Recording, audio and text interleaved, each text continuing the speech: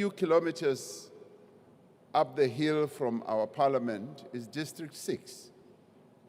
It is here that one of the most painful chapters in the history of this country took place nearly 60 years ago. In 1968, the apartheid regime began demolishing District 6 to make way for a whites-only suburb. More than 60,000 people were forcibly removed. Families were torn apart. An entire community and way of life was destroyed. Over the course of 2 decades, the apartheid government forcibly removed more than 3.5 million people in District 6, Sophiatown, Marabastad, Kaitopena, Kroonstad, Nelspruit, and many other places across the country. It was one of the largest mass removals of a people in modern history. There are some in this house today who have memories of their families being forcibly removed from their land. There are millions more across the country who still experience the after effects of this monstrous crime. The people of this country know the pain of forced removal.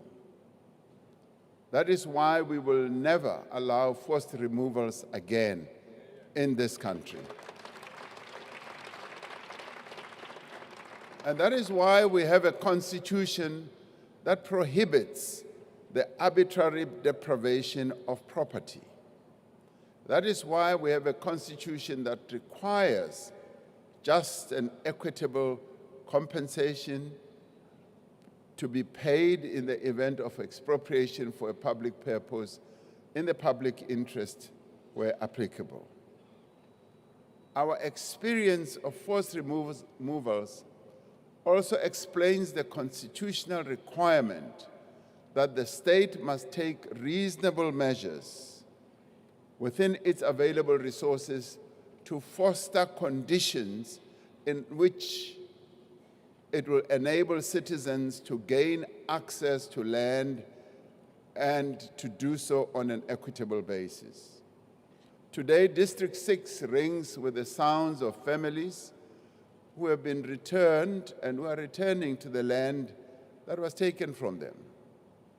Yet, like the transformation of our society, the process of restitution is not complete. It is an ongoing process. There is still much that needs to be done to heal the divisions of the past. I reflect on this, honorable members, because it is part of our history, not only because issues of land and redress have featured prominently in this debate, but also because understanding this past that many would like to forget is vital to understanding the nation that we are working to build today. At this important moment in our country and in our world, we must ask ourselves what kind of nation we want to be. Surely we do not want a nation which is separated by race, language, income, and geography.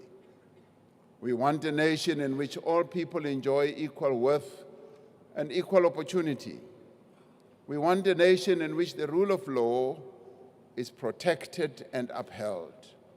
We want a dynamic and growing economy in which small businesses can emerge, grow, and expand. It is my firm and enduring belief that all of us as South Africans, as fellow citizens of this beautiful country, are bound together by our history and our present, and we want the same thing for all the people of this country.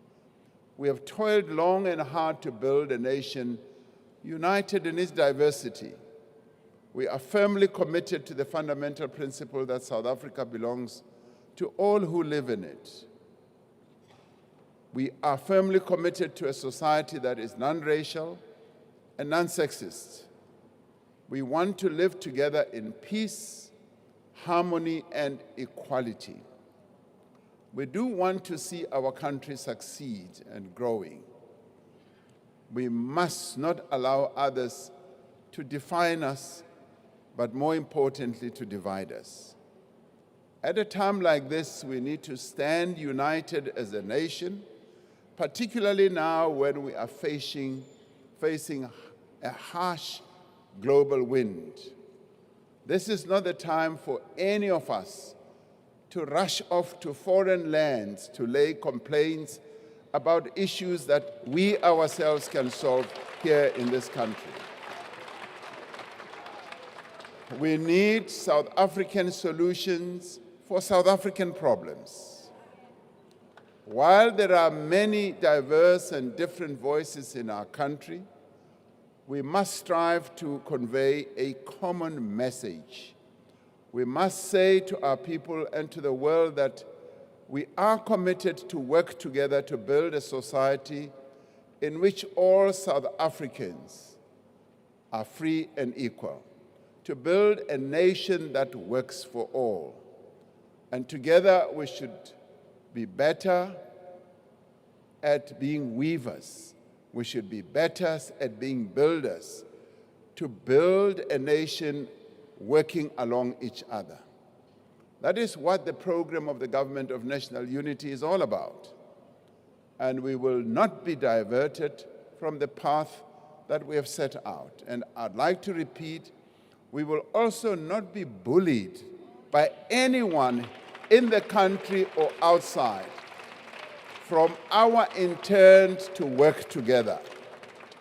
As a country, this is a moment of continuity and change, but it is also a moment of unity. Faced with the challenges that we now face even globally and continentally, this is the time when we must unite and speak as one and act as one as a nation. It is a moment of continuity because we are building on the substantial advances that have been made over 30 years of democracy. And we are taking forward the far-reaching reforms that we embarked on in the previous administration. While some speakers have sought to claim the progress that is being made and the reforms that are now being implemented as new developments and their own makings, we nevertheless welcome the fact that they also embrace these initiatives and are working to ensure that they succeed. Whether they claim to be the mothers or the fathers of this, we are working and moving forward.